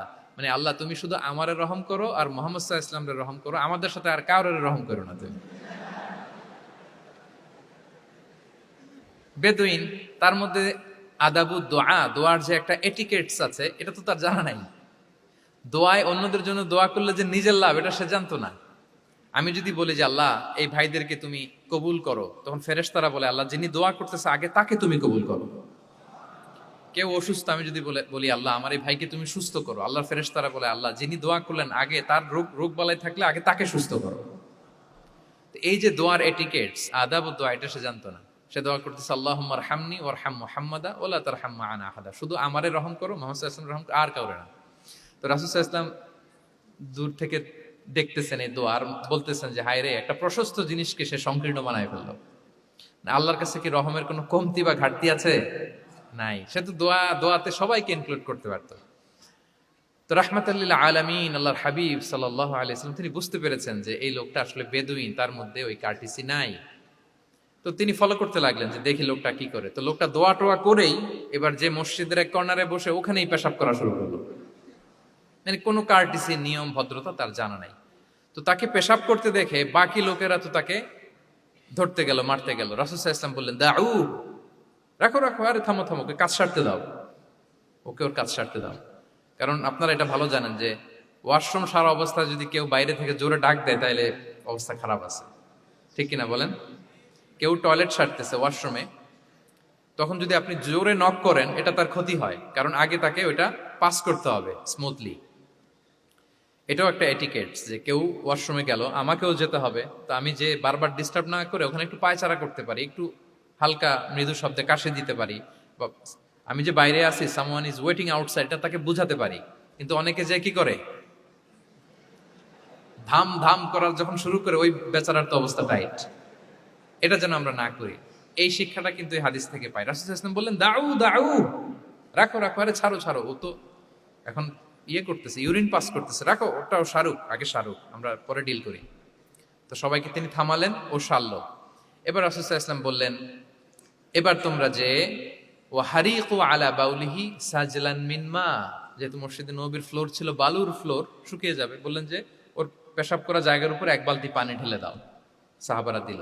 আর এই বেদুইন লোককে রাসূল সাল্লাল্লাহু আলাইহি ওয়াসাল্লাম কাছে টেনে নিলেন, যে তাকে খুব ভালোবাসা দিয়ে বললেন, কি অবস্থা তোমার, কোত্থেকে আসছো, সব খোঁজ খবর নিয়ে বললেন যে তুমি যে এইখানে নামাজ পড়লা, এরপরে আবার এই কাজটা সারলা, তুমি কি জানো এইখানে আল্লাহর জিকির করা হয়, এটা আমাদের ইবাদতগাহ, এখানে আমরা রবের জিকির করি, তার কাছে ফরিয়াদ করি, সবাই মিলে এই কমিউনিটির সবাই এখানে আসে, এই কমিউনিটির মদিনার কমিউনিটির সবাই মিলে নারী পুরুষ নির্বিশেষে আমরা এসে এখানে আল্লাহর কাছে ফরিয়াদ করি, দোয়া করি, এবাদত করি, কোরআন তেলাওয়াত করি। এটা আমাদের এবাদত গা। এইখানে কি এমন কাজটা করা তোমার ঠিক হলো? সে তো লজ্জায় কাচুমাচু হয়ে রাসূল সাল্লাল্লাহু আলাইহি ওয়াসাল্লামের কাছে ক্ষমা চেয়ে গেছে। সুবহানাল্লাহ বিহামদি। একটা কঠিন পরিস্থিতিকে ভালোবাসা দিয়ে রাসূল সাল্লাল্লাহু আলাইহি ওয়াসাল্লাম কোথায় নিয়ে যেতেন, এটাকে পুরো হিস্ট্রি পাল্টে দিতেন, সিনারিও পাল্টে দিতেন। সাহাবারা অবাক হলো, তারাও শিখলো যে না, এরকম করা যাবে না। তখন তাকে এইভাবে ডিল করলেন। আর সাহাবারা যারা রাগারাগি করেছিল, সাহাবীদেরকে রাসূল সাল্লাল্লাহু আলাইহি ওয়াসাল্লাম বললেন, ফাইন্নামা বুইসতুম মুয়াসসিরিন ওয়া লাম তুবআসু মুআসসিরিন। মনে রেখো, তোমরা সহজপন্থী হয়ে প্রেরিত হয়েছো, তোমরা কঠিন কট্টরপন্থী হয়ে জটিলপন্থী হয়ে প্রেরিত হও নাই। তোমরা কোনো কাজকে জটিলভাবে সমাধানের দিকে যেও না, সহজ করে সলভ করবা। সুবহানাল্লাহ, সুবহানাল্লাহ বিহামদি। তাহলে দেখেন, ভালোবাসা দিয়ে রাসূল সাল্লাল্লাহু আলাইহি ওয়াসাল্লাম ওই বেদুইনকে যেভাবে আদব শিক্ষা দিলেন, তার হৃদয় জয় করলেন, কঠোরতা দিয়ে পারা যেত? বলেন তো, পারা যেত? পারা যেত না। তো 6 নাম্বার দাওয়া মেথোডোলজি হচ্ছে, দাওয়া should be full of love, full of love, full of well wishes. আপনি শুভকামনা, ভালোবাসা, এটা দিয়ে আপনি মানুষের হৃদয়ে যতটুকু জায়গা পাবেন, কঠোরতা দিয়ে পাবেন না। আরেকটা ছোট্ট উদাহরণ দেই। সুমামা ইবনে উসাল রাদিয়াল্লাহু তাআলা আনহু, উনি ইয়ামামার অধিপতি ছিলেন, অধিপতি। রাসূল সাল্লাল্লাহু আলাইহি ওয়াসাল্লামকে হত্যা করতে এসেছিলেন গোপনে। কি করতে? হত্যা করতে। কি করতে বলেন সবাই? হত্যা করার জন্য এসেছিলেন। কিন্তু দুর্ভাগ্যক্রমে হত্যা করতে এসে সে ধরা পড়ে গেছে সাহাবীদের হাতে, হত্যার করতে পারে নাই সুমামা ইবনে উসাল। তো সাহাবীরা তাকে ধরে মসজিদে নববীর পিলারের সাথে বেঁধে রাখলো, বেঁধে রাসূল সাল্লাল্লাহু আলাইহি ওয়াসাল্লামকে ডাকলো।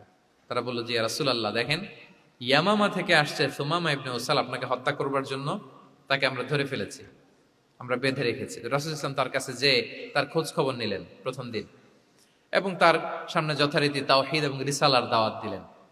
ফিরে আসলেন, ফিরে এসে সাহাবাদেরকে বললেন, তোমাদের ঘরে ভালো রুটি আছে কার কাছে? রুটির কালেকশন, আটা পিষে রুটি বানাতে পারবে। একজন বললো আমি। বললো যে এটা সুমামাকে দিয়ে আস।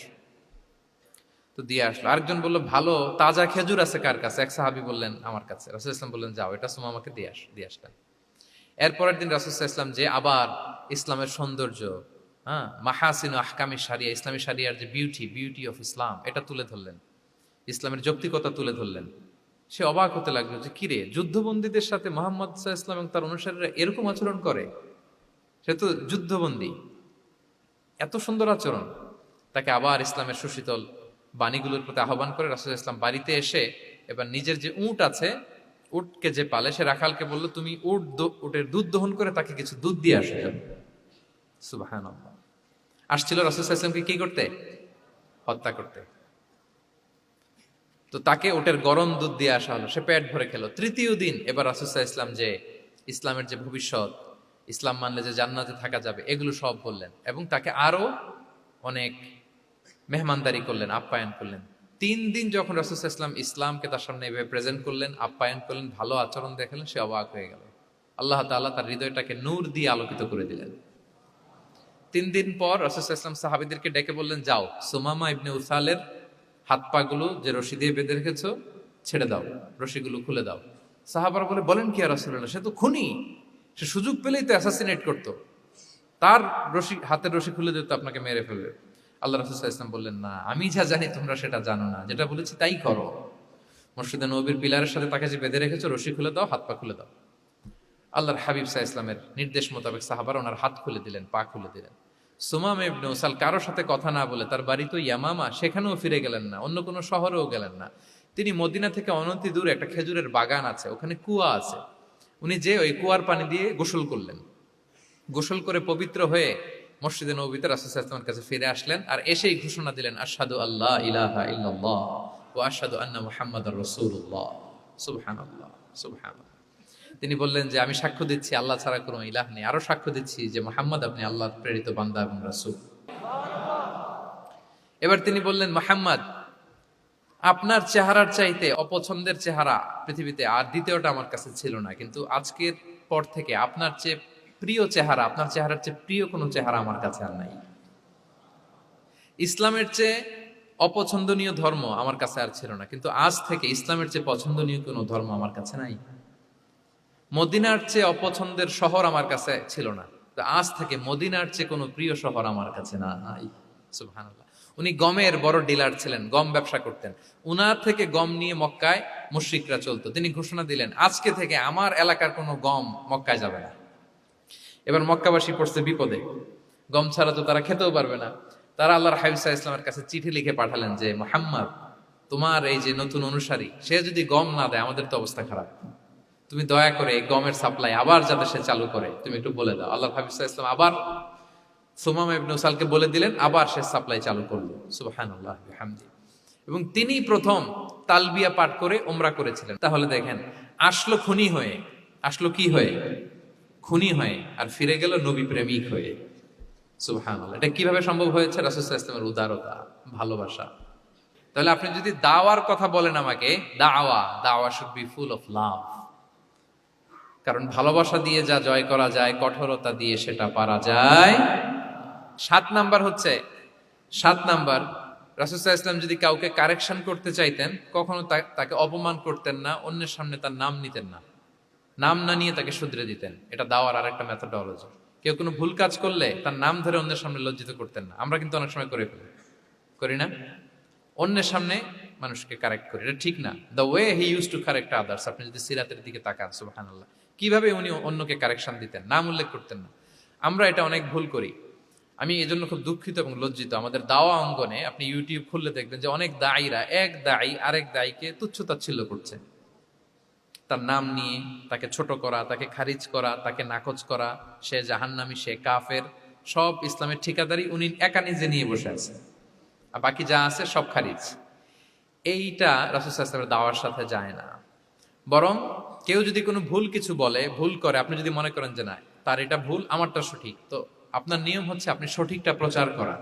তাহলে কেউ যদি ভুল করে থাকে তারও টনক নড়বে, বাকিরাও সঠিকটা জেনে যাবে। এটা হচ্ছে রাসূল সাল্লাল্লাহু আলাইহি ওয়াসাল্লামের দাওয়া মেথডোলজি। তিনি কখনো কারো নাম ধরে অন্যের সামনে, মানুষের সামনে তাকে লজ্জা দিতেন না, তাকে কারেক্ট করতে যেতেন না। এটা ছিল রাসূল সাল্লাল্লাহু আলাইহি ওয়াসাল্লামের বৈশিষ্ট্য। আসুন আমরা সিরাত থেকে দেখি, হাদিস থেকে দেখি।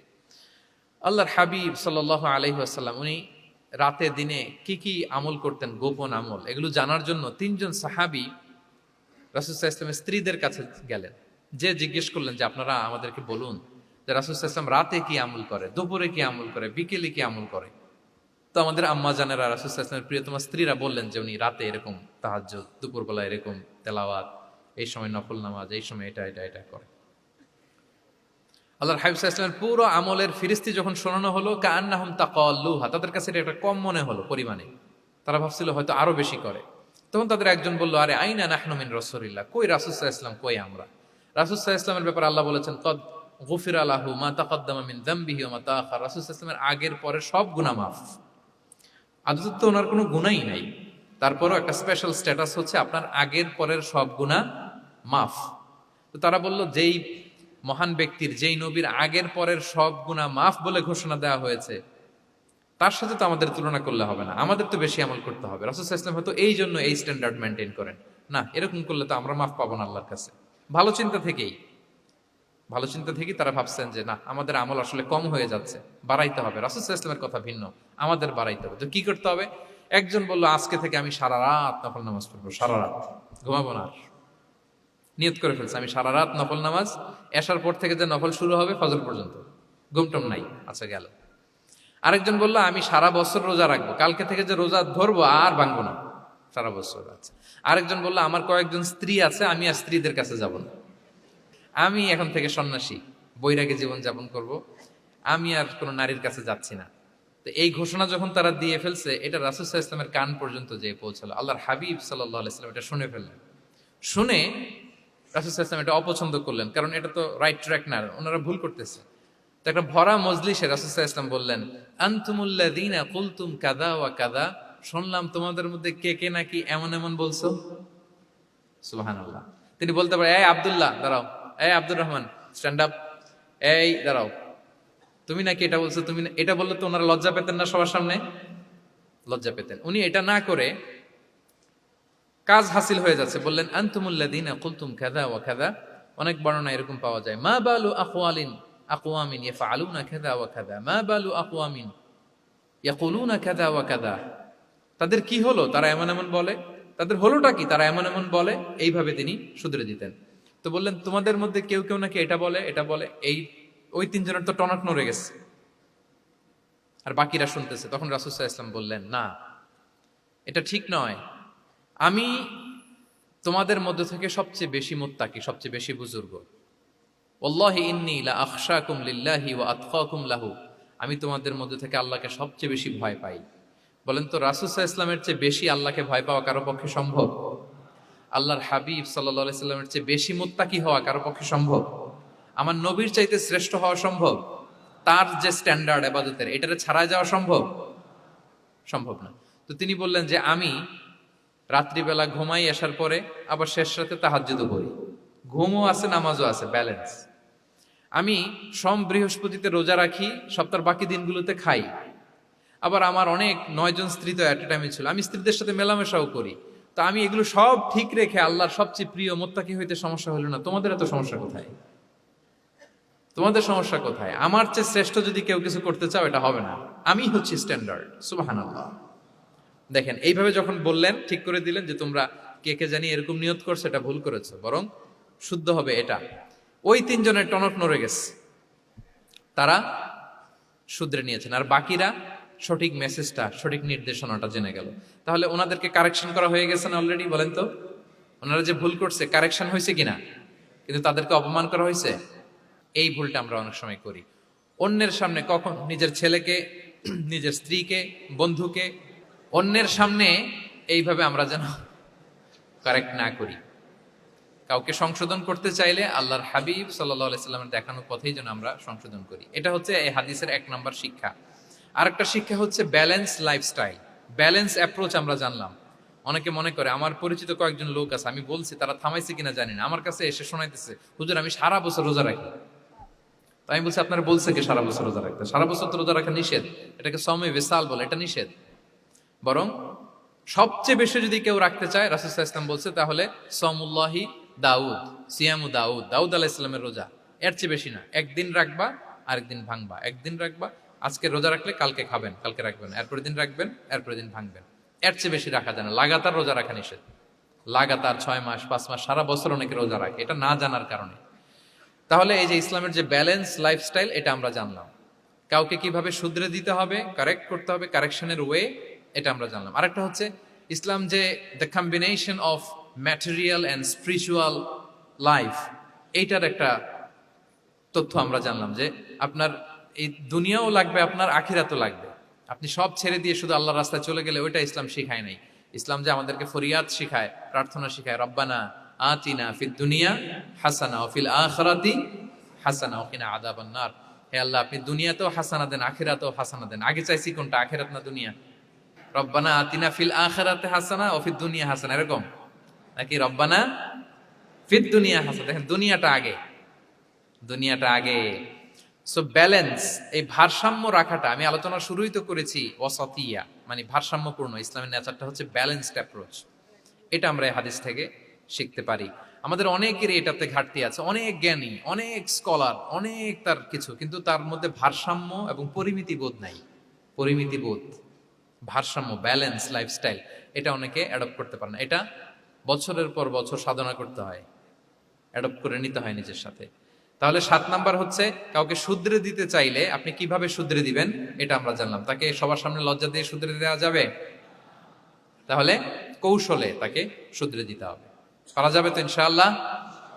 8 নাম্বার হচ্ছে, এটা দায়ীদের জন্য অনেক বড় রিমাইন্ডার। সেটা হচ্ছে, আমরা যে দাওয়া দেই, এটা খেয়াল রাখতে হবে, আমি যা বলি ওটা সবার আগে অ্যাপ্লাই করতে হবে নিজের মধ্যে। আমরা অনেক সময় এটা করে ফেলি যে ভালো একটা হাদিস শুনলে, কোরআনের আয়াত শুনলে, একটা কিছু শুনলে মনে করি যে এগুলো এই সবার জন্য, মানে এটা বাদ, এখান থেকে শুরু, লাইনটা এখান থেকে শুরু, এইখান থেকে যারা আছে এই সবাই এগুলো পালন করবে, আমি এটার বাইরে। দেখুন, যার সাথেই কথা বলেন তার কোনো সমস্যা, তার দোষ, তার কিভাবে সেলফ ডেভেলপমেন্ট, আত্মোন্নয়ন, আত্মশুদ্ধি, শুদ্ধাচার, এগুলো নিয়ে কথা নাই। খালি বলি যে কি সমস্যা রে ভাই সমাজে, জানেন, শেষ হয়ে গেল দেশটা। তারপর রাজনীতিতে সমস্যা, সমাজে সমস্যা, হুজুরদের মধ্যে সমস্যা, ওদের মধ্যে সমস্যা, শুধু সমস্যা, মানে উনি সব জায়গায় সমস্যা দেখতে পায়। কিন্তু বেসিকলি আপনি যখন সমস্যা নিয়ে কথা বলবেন, সবার আগে খেয়াল করতে হবে যে ওই সমস্যায় আমি আক্রান্ত কিনা। আমরা কেন যেন অন্যকে কাঠগড়ায় দাঁড় করাতে বেশি পছন্দ করি, কিন্তু নিয়ম হচ্ছে নিজেকে বারবার কাঠগড়ায় দাঁড় করানো। যে আমি ঠিক করতেছি কিনা, আসলে আমার মধ্যে শুদ্ধাচার আছে কিনা, আমার লেনদেন ঠিক আছে কিনা, আমি আমার মধ্যে সততা আছে কিনা, do I live a decent life, আমি যা বলি আমি তা করি কিনা। এটা অনেক সময় আমরা ভুলে যাই। আমরা যা বলি সেটার জন্য আগে আমরা নিজে আমল করতে পারি। আল্লাহ তৌফিক দান করুন। আল্লাহ তাআলা বলছেন, ইয়া আইয়ুহাল্লাযীনা আমানু লিমা তাকুলুনা মা লা তাফআলুন, কেন তুমি সেটা বলো যেটা তুমি করো না, কেন সেটা বলো। সো আমরা যদি দাওয়া কাজ করতে চাই, আমি যে দাওয়াটা দিব বা নাসিহাত দিব বা বার্তাটা রাখবো, সবার আগে যেন এটা নিজের দিকে, ওই তীর তীর যেন নিজের দিকে থাকে, যে না এটা আগে তোমার জন্য, আগে তুমি পালন করো, পাশাপাশি এটা সবার জন্য, এটা যেন আমরা করি।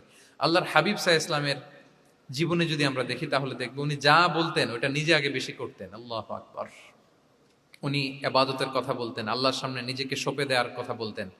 আর নিজেকে কিভাবে সঁপে দিতেন দেখেন, তিনি যখন দোয়া করতেন নিজেকে ছোট করতে করতে তিনি আল্লাহরে বলতেন, আল্লাহুম্মা ইন্নী আবদুক ওয়া ইবনু আবদিক ওয়া ইবনু আমাতিক নাসিয়াতি বিয়াদিক, হে আল্লাহ আমি আপনার দাস, আল্লাহ আমি দাসের ঘরের দাস, দাসীর ঘরের দাস। মানে আমার পিতা আব্দুল্লাহ আপনার দাস, আমার মা আমিনা আপনার দাসী। সো আমরা সবাই আপনার গোলামের ঘরের গোলাম। এর চেয়ে তুচ্ছ, ছোট, নগণ্য করে কি আর আল্লাহর সামনে নিজেকে পেশ করা যায় বলেন? এরপর তিনি বলতেন, নাসিয়াতি বিয়াদিক, আল্লাহ আমার মাথার চুলের ঝুঁটি আপনার হাতের মুঠোয়। মাথার চুলের ঝুঁটি হাতের মুঠোয় মানে কি, আপনি ডানে টান দিলে আমি ডানে যেতে বাধ্য, আপনি বাঁয়ে টান দিলে মানে আমার আর কিছু নেই, আল্লাহ সব সঁপে দিলাম আপনার কাছে। কিভাবে নিজেকে তিনি সঁপে দিতেন। তাহাজ্জুদের সালাতে যখন রাতে দাঁড়াতেন, আম্মা জান আয়েশা রাদিয়াল্লাহু তাআলা আনহা বলেন, দাঁড়িয়ে থাকতে থাকতে পা দুইটা ফুলে যেত এরকম, হাত্তা তাতাফাত্তারা কদামা, খুব কষ্ট হতো আল্লাহ রাসূল সাল্লাল্লাহু আলাইহি ওয়াসাল্লামের। তো আম্মা জান আয়েশা বলতেন, ইয়া রাসূলুল্লাহ কদ গুফিরা লাকা মা তাকদ্দামা মিন যামবিকা ওয়া মা তাআখার, আল্লাহ তো বলেছেন আপনার সব গুনাহ মাফ, গুনাই তো নাই, তাও ঘোষণা সব গুনাহ মাফ, এত কষ্ট নিজের দেহের উপর নিজে কেন দেন?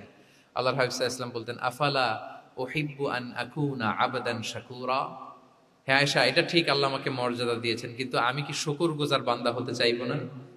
আল্লাহর নেয়ামতে যে আমি ভেসে বেড়াই, আল্লাহর নেয়ামতে যে আমি বেঁচে আছি, আল্লাহর অনুগ্রহের কারণে যে আমার এত সম্মান, সে আল্লাহর প্রতি আমি কি নিজেকে পেশ করব না? আফালা উহিব্বু আন আকুনা আবদান শাকুরা, আমি কি শুকরগুজার হব না? আমার রোলটা তো আমাকে প্লে করতে হবে, আমাকে তো উজাড় করে আমার রবের সামনে আমাকে উপস্থাপন করতে হবে। দেখেন, শুধু বলতেন না, করে দেখাতেন। রাতের সালাতে যখন কিয়ামুল লাইল করতেন, কাঁদতে কাঁদতে দাড়ি ভিজে যেত, কাঁদতে কাঁদতে হাত্তা বাল্লাল আরদা হাত্তা বাল্লা লিহিয়াতাহু হাত্তা বাল্লা হাজারাহু, কাঁদতে কাঁদতে জুব্বা ভিজে যেত। সিজদায় পরে যখন থাকতেন কাঁদতে কাঁদতে জমিন ভিজিয়ে ফেলতেন আল্লাহর হাবিব সাল্লাল্লাহু আলাইহি ওয়াসাল্লাম। এভাবে নিজেকে আল্লাহ তাআলার সামনে পেশ করতেন। সো আমরা যারা দাওয়া অঙ্গনে কাজ করি, এটা খুব পিচ্ছিল পথ, এটা খুবই পিচ্ছিল। আমাদের খেয়াল রাখতে হবে যে আমি যা বলি এটা আমি করি কিনা। এটা দায়ীদের জন্য চ্যালেঞ্জিং।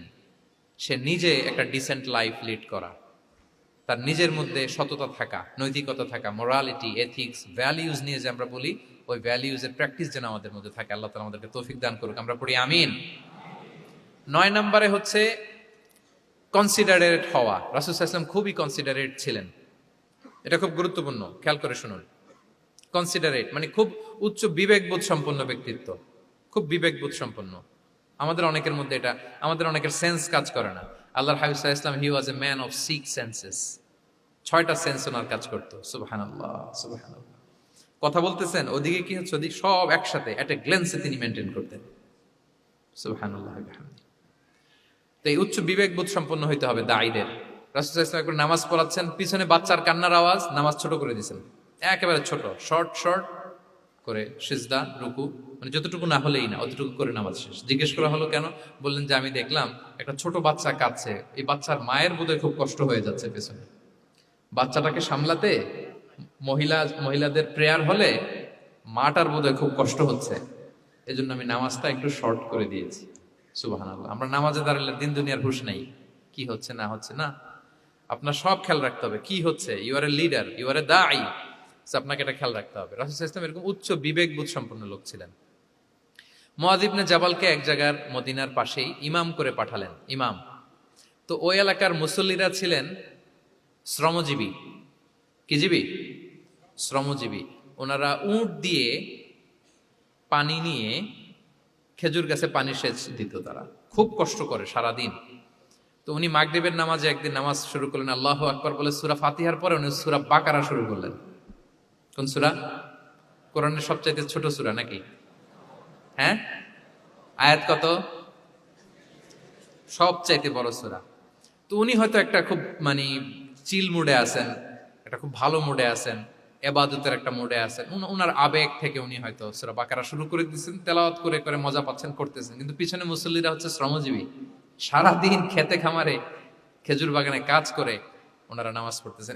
একদল তো নামাজ ছেড়ে দিছে, ছেড়ে দিয়ে নিজেরা নামাজ পড়ে আল্লাহর হাবিব সাল্লাল্লাহু আলাইহি ওয়াসাল্লামের কাছে যে বিচার দিলেন যে ইয়া রাসূলুল্লাহ, দেখেন এমন একজনকে ইমাম হিসেবে পাঠালেন, উনি মাগরিবের নামাজ শুরু করছে সূরা বাকারা দিয়ে। আমরা হচ্ছে শ্রমজীবী মানুষ, আমরা কি পারি এত সময় দাঁড়িয়ে থাকতে? রাসূল সাল্লাল্লাহু আলাইহি ওয়াসাল্লাম খুব রেগে গেলেন, খুব। মুআয ইবনে জাবাল রাদিয়াল্লাহু তাআলা ওনাকে ডেকে পাঠালেন। ডেকে কি শব্দ ইউজ করছে জানেন? উনি বললেন, আফাত্তানুন আনতা ইয়া মুআয। ফাত্তান মানে ফিতনাবাজ। হে মুআয, তুমি কি সমাজে ফিতনা ছড়াচ্ছ? তোমাকে পাঠালাম সেখানকার ইউনিটি ধরে রাখতে, ইমাম হয়ে নামাজ পড়াবা, তালিম দিবা। আফাত্তান আনতা ইয়া মুআয, তুমি ফিতনা ছড়াচ্ছ? তুমি কেন সাব্বিহ ইসমা রাব্বিকাল আলা তোমার মুখস্থ নাই? ওয়াশ-শামসি ওয়া দুহাহা মুখস্থ নাই? হাদিসে দুইটা সূরার কথা, যে এই সাইজের সূরাগুলো পারো না, তুমি এগুলো দিয়ে নামাজ পড়াও যাতে ওদের কষ্ট না হয়। ওরা তো শ্রমজীবী সাহাবী, ওদের দিকে তো তোমার খেয়াল রাখতে হবে, কনসিডারেট হতে হবে। সুবহানাল্লাহ ওয়া বিহামদিহি। দেখেন রাসূল সাল্লাল্লাহু আলাইহি ওয়াসাল্লাম ইমামকে এনে শাসন করলেন, বুঝিয়ে বললেন যে না, তোমাকে ছোট ছোট সূরায় নামাজ পড়াতে হবে যাতে করে কষ্ট না হয়। এবং রাসূল সাল্লাল্লাহু আলাইহি ওয়াসাল্লাম কাউকে কোনো দায়িত্ব দিয়ে কাজে পাঠালে ওনার বিখ্যাত একটা বাণী তিনি বলে দিতেন।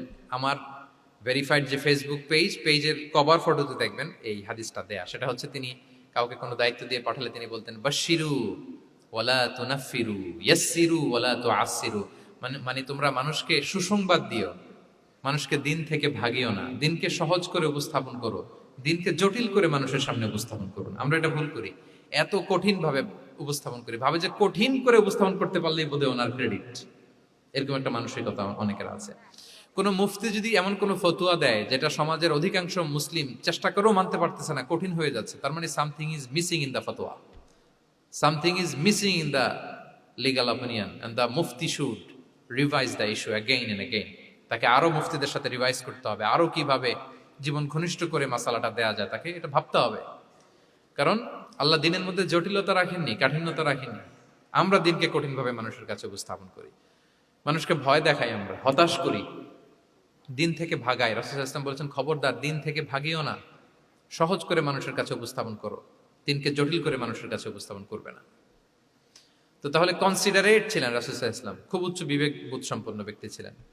একবার মাগরিবের সালাতে অথবা এশার সালাতে হাদিসে এসেছে যে ইহদা সলাতাইল ইশা মানে মাগরিব অথবা এশায় হাসান হুসাইন রাদিয়াল্লাহু তাআলা আনহুমাকে নিয়ে তিনি নামাজে গেলেন।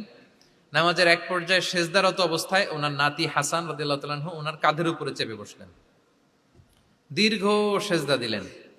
এরপর যখন নামাজ শেষ করলেন, সাহাবারা বললেন, ইয়া রাসূলুল্লাহ, এত লম্বা সেজদা দিতে তো কখনো দেখি নাই, নামাজে কি অসুস্থ হয়ে গেলেন নাকি? অথবা নামাজ চলা অবস্থায় কি কোরআনের আয়াত নাজিল হলো নাকি? রাসূল সাল্লাল্লাহু আলাইহি ওয়াসাল্লাম বললেন, কুল্লু যালিকা লাম ইয়াকুন, একটাও না, বরং ওয়ালাকিন নাবনি ইরতাহালানি, আমার নাতি আমার কাঁধে উঠছিল। ফাকারিহতু আন উআজ্জিলাহু হাত্তা ইয়াকদিয়া হাজাতা, আমি সেজদায় উঠতে গেলেই তো ও যে খেলতেছে এটা ডিস্টার্ব হয়ে যাবে, সো ওর যতক্ষণ না ওর খেলা শেষ না হয় আমি একটু ওয়েট করতেছিলাম। তার খেলাধুলা শেষে তার সময় যখন হয়েছে, নেমে গেছে, আমি তখন সেজদা থেকে মাথা উঠিয়েছি। কি কনসিডারেট ছিলেন দেখেন, কি উচ্চ বিবেক বোধ সম্পন্ন। অন্যের যাতে কষ্ট না হয়, অন্যের যে কোনো কনসার্ন, এগুলো সব তিনি খেয়াল রাখতেন। সো দাঈদের এরকম সিক্স সেন্সের অধিকারী হওয়ার চেষ্টা করতে হবে। আল্লাহ তাআলা আমাদেরকে তৌফিক দান করুন। কয়টা গেল? 9টা। আর একটা সর্বশেষ, এটা খুব গুরুত্বপূর্ণ, আপনাদের সাথে খুব রিলেভেন্ট। সেটা হচ্ছে প্রপার টাইমিং ফর দাওয়া। দাওয়ার জন্য টাইমিংটা খুব গুরুত্বপূর্ণ। প্রপার টাইমে যদি দেন, ওটা ক্লিক করবে, ওটা স্পার্ক করবে। আর যদি সময় মতো না হয়, ওটা কাজ করবে না। প্রপার টাইমে প্রপার দাওয়াটা দিতে হয়, সঠিক সময়ের অপেক্ষা করা, যখন সেই সময়টা আসছে তখন দাওয়া দেওয়া। বুঝতে পেরেছেন না ব্যাপারটা? একটা ছোট্ট উদাহরণ দেই। এক ইহুদি কিশোর রাসূল সাল্লাল্লাহু আলাইহি ওয়াসাল্লামের খেদমত করত। ইহুদি কিশোর, কোন ধর্মের কিশোর বলেন তো? ইহুদি কিশোর। প্রায় আসতো রাসূল সাল্লাল্লাহু আলাইহি ওয়াসাল্লামের কাছে, আসতো রাসূল সাল্লাল্লাহু আলাইহি ওয়াসাল্লামের সেবা করত, কিন্তু তাকে কখনো রাসূল সাল্লাল্লাহু আলাইহি ওয়াসাল্লাম দিনের দাওয়াত দেন নাই। ছেলেটা ইহুদি, কিন্তু তার সামনে কখনো দিনের দাওয়াত তিনি দেন নাই। তো একদিন দেখে যে ওই ছেলে আসে না, লাগাতার এরকম কয়েকদিন যাবত ওই ছেলে আর আসে না। তখন রাসূল সাল্লাল্লাহু আলাইহি ওয়াসাল্লাম খোঁজ নিলেন যে কি হয়েছে। তখন রাসূল সাল্লাল্লাহু আলাইহি ওয়াসাল্লাম শুনতে পেলেন যে ছেলেটা অসুস্থ। ছেলেটা কি অসুস্থ? আল্লাহর হাবিব সাল্লাল্লাহু আলাইহি ওয়াসাল্লাম তার বাসায় গেলেন, যে দেখলেন যে ইহুদি ছেলেটা বিছানায় পড়ে কাতরাচ্ছে, পাশে ছেলেটার বাবা। রাসূল সাল্লাল্লাহু আলাইহি ওয়াসাল্লাম তার মাথায় হাত বুলিয়ে দিলেন, তার খোঁজ খবর নিলেন। এবার রাসূল সাল্লাল্লাহু আলাইহি ওয়াসাল্লাম বললেন, আসলিম, মানে ইসলাম ধর্ম গ্রহণ করো। ফানাযারা ইলা ওয়াজহি আবি, ইহুদি ছেলেটা তার বাবার চেহারার দিকে তাকালো যে দেখে আব্বা কি বলে। বাবা যেহেতু দাঁড়ায় আছে, ফানাযারা ইলা ওয়াজহি আবি, বাবার চেহারার দিকে মুমূর্ষ ছেলেটা বাবার চেহারার দিকে তাকালো। তো বাবা বলল, আতি আবুল কাসিম, মানে আবুল কাসিম যা বলে তাই শোনো। রাসূল সাল্লাল্লাহু আলাইহি ওয়াসাল্লামের বড় ছেলের নাম ছিল কাসিম, ফলে ওনাকে আবুল কাসিম বলে মদিনাতে ডাকা হতো। আমাদেরও তো বড় ছেলে বা বড় মেয়ের নাম ধরে ডাকে না? ধরেন যে আপনার বড় ছেলের নাম আব্দুল্লাহ, তা আপনারা বলে আব্দুল্লাহর বাবা। রাসূল সাল্লাল্লাহু আলাইহি ওয়াসাল্লামকে মদিনায় বলা হতো কাসিমের বাবা। তো ছেলেটা যখন বাবার চেহারার দিকে তাকালো, বাবা বলল, আতি আবুল কাসিম, তুমি আবুল কাসিমের অনুসরণ করো, যা বলে তাই শোনো। ছেলেটা তখন পড়তে আরম্ভ করলো, আশহাদু আল্লা ইলাহা ইল্লাল্লাহ ওয়া আশহাদু আন্না মুহাম্মাদুর রাসূলুল্লাহ, মানে মুসলিম হয়ে গেল। রাসূল সাল্লাল্লাহু আলাইহি ওয়াসাল্লাম ইহুদিদের ঘর থেকে বের হয়ে আসলেন আর বললেন, আলহামদুলিল্লাহিল্লাযী আনকাযাহু মিনান নার, বুখারীর বর্ণনা। প্রশংসা সে আল্লাহর, যে আল্লাহ এই ছেলেটিকে জাহান্নাম থেকে মুক্তি দিয়ে জান্নাতি বানিয়ে নিল। দেখেন, রাসূল সাল্লাল্লাহু আলাইহি ওয়াসাল্লাম একটা প্রপার টাইমিং এর অপেক্ষা করতেছিলেন। এতদিন রাসূল সাল্লাল্লাহু আলাইহি ওয়াসাল্লামের ঘরে যে ইহুদি কিশোর খেদমত করে, কাজ করে দিয়ে আসে, একদিনও দাওয়াত দেয় না। রাসূল সাল্লাল্লাহু আলাইহি ওয়াসাল্লাম একটা ভালো সময় খুঁজতেছিলেন। শুরুতেই যদি দাওয়াত দেয়, ওই ছেলে আশাই বন্ধ করবে, ভাববে খাইছে, আমার তো ধর্মান্তরিত করতে চায়। ঠিক কিনা বলেন? যে আমার একটা ফেইথ আছে, সে তো আমার ফেইথ কেড়ে নিতে চায়, বা তার বাবাও ভয় পাবে। রাসূল সাল্লাল্লাহু আলাইহি ওয়াসাল্লাম যখন অনেকদিন তার সাথে মিশলেন, রাসূল সাল্লাল্লাহু আলাইহি ওয়াসাল্লামের ব্যক্তিত্ব, রাসূল সাল্লাল্লাহু আলাইহি ওয়াসাল্লামের কথা বার্তা, আচরণ, মানসিকতা সব দেখে যখন এই ইহুদি ছেলে, তার বাবা ইমপ্রেসড, এবং ছেলেটা শুয়ে আছে বিছানায় মুমূর্ষ, এই প্রপার একটা টাইমিং এর অপেক্ষায় রাসূল সাল্লাল্লাহু আলাইহি ওয়াসাল্লাম ছিলেন। যখনই সেই সময়টা এসেছে, রাসূল সাল্লাল্লাহু আলাইহি ওয়াসাল্লাম দাওয়াত দিলেন, মুহূর্তের মধ্যে ক্লিক। আল্লাহু আকবার। এই প্রপার টাইমিং এর অপেক্ষা আমাদেরকে করতে হবে। এই সুযোগটা কিন্তু আপনাদের আছে। আমি শুরুতেই বলেছি যে ডক্টর যারা, তাদের কাছে মানুষ কখন আসে? সুদিনকালে না দুর্দিনকালে? বলেন, তার বিপদ এর চেয়ে বড় বিপদ নাই। ক্যান্সার নিয়ে আসছে, ডায়াবেটিক্স নিয়ে আসছে, অসুস্থ, অসহায়, মানে ভাবখানা এমন, আপনি ছাড়া তার আর কোনো গতি নেই। ঠিক কিনা বলেন? এই প্রপার টাইমে যখন আপনি মনে করবেন যে now it's high time to give দাওয়া, জাস্ট ডু ইট। যখন মনে করবেন যে না, এখন একটা সুন্দর সময়, এখন বললে এটা কাজে দিবে, ওই সময়টাকে আপনি কাজে লাগান। তাহলে দাওয়া মেথোডোলজি সর্বশেষ পয়েন্ট হচ্ছে প্রপার টাইমিং ফর দাওয়া। যখন দাওয়া দিলে কাজে লাগবে, ঠিক তখন দিতে হবে। কি পারা যাবে তো ইনশাআল্লাহ? আল্লাহ তাআলা আমাদের সবাইকে তৌফিক দান করুন। তাহলে প্রিয় ভাইয়েরা, আমি একটু রিভাইজ করি আপনাদের সাথে কি কি নিয়ে কথা বললাম। প্রথমে আমরা বলেছি যে আমাদের মধ্যমপন্থী হইতে হবে, বাড়াবাড়িও করা যাবে না, ছাড়াছাড়িও করা যাবে না। আমরা কোথায় থাকবো? মাঝামাঝি। এরপরে আমরা বললাম ওরাল দাওয়ার চেয়ে প্র্যাকটিক্যাল দাওয়া, লিভিং দায়ী হইতে পারলে ওইটার ইফেক্ট অনেক বেশি। এরপর আমরা আল্লাহর হাবিব সাল্লাল্লাহু আলাইহি ওয়াসাল্লামের সিরা এবং সুন্নাহ থেকে 10টা মেথোডোলজি, দাওয়া মেথোডোলজি আলোচনা করেছি। তার প্রথমটা ছিল ভেরি সফট এন্ড মাইল্ড, দাওয়া ল্যাঙ্গুয়েজটা সফট এন্ড মাইল্ড হতে হবে। 2 নাম্বার, কোশ্চেন থ্রো করতে হবে অ্যাটেনশন ড্র করার জন্য। 3 নম্বরে, visual explanation to make the দাওয়া মোর ইফেক্টিভ এন্ড প্রোডাক্টিভ। তারপরে 4 নাম্বার, গ্রাজুয়ালিটি, ধীরে ধীরে, ধাপে ধাপে, একবারে সব চাপিয়ে দেওয়া যাবে না। 5 নম্বরে, ইমোশনাল ইন্টেলিজেন্স ইউজ করতে হবে। 6 নম্বরে, ফুল অফ লাভ, দাওয়া should be full of love. 7 নম্বরে, কাউকে শুধরে দিতে চাইলে লজ্জা দিয়ে অন্যের সামনে শুধরে দেওয়া যাবে না, রাসূল সাল্লাল্লাহু আলাইহি ওয়াসাল্লাম যেভাবে শিখিয়েছেন ওইভাবে কারেক্ট করতে হবে। 8 নম্বরে, দাওয়া should be applied in yourself, আগে নিজের মধ্যে। 9 নম্বরে, কনসিডারেট হইতে হবে, উচ্চ বিবেক বোধ সম্পন্ন। 10 নম্বরে, প্রপার টাইমিং, ঝোপ্প যে কোপ, বাংলা একটা কথা বলে না, কি বলে? ঝোপ্প যে, তার মানে সময় মতো, সময়ের 1/4, অসময়ের সময় মতো। যখন আপনি মনে করবেন it's high time to give দাওয়া, ডু ইট, এটা করেন। এইভাবে আল্লাহ রাসূল সাল্লাল্লাহু আলাইহি সাল্লামের দাওয়া মেথোডোলজি ফলো করে যদি আমরা দাওয়া কাজ করি, দাওয়াটা প্রোডাক্টিভ হবে এবং খুব ইফেক্টিভ হবে। আশা করি আল্লাহর হাবিব সাল্লাল্লাহু আলাইহি ইসলামের এই যে দাওয়া মেথোডোলজি, এবং এটা কিভাবে আমাদের সাথে রেলেভেন্ট হতে পারে, কিভাবে এটাকে আমরা ইফেক্টিভ করতে পারি আর প্রোডাক্টিভ করতে পারি, এ ব্যাপারে আপনারা একটা মোটামুটি ধারণা পেয়েছেন। আল্লাহ তাআলা আমাদের সবাইকে কথাগুলো বুঝার ও আমল করার তৌফিক দান করুক। হাযা মা ইনদি ওয়াল ইলমু ইনদাল্লাহি আলাইহি তাওয়াক্কালতু ওয়া ইলাইহি উনীব। আসসালামু আলাইকুম ওয়া রাহমাতুল্লাহি ওয়া বারাকাতুহু।